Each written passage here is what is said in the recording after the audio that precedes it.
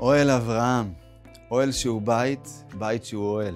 זכיתי לפנות את האוהל הזה במו ידיי, מאלף עד תף. זה היה הבית שלי ושל אשתי במשך 7 שנים.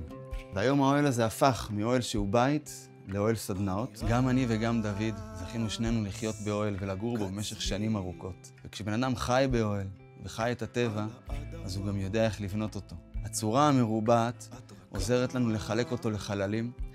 השכבות האלה ביחד עם השלד של הברזל נותנים מבנה שהוא איתן ויציב, שיכול להחזיק מעמד שנים ארוכות. מצד אחד הוא נותן את הנוחות, כמו שיש בבית רגיל, מצד שני הוא נותן את הכלילות ואת החיבור לטבע, שזה משהו שהוא מאוד מאוד מאוד נחוץ. בעלות יחסית מינימלית, אתה מקבל חלל מדהים, שאתה יכול לעשות איתו 1001 דברים.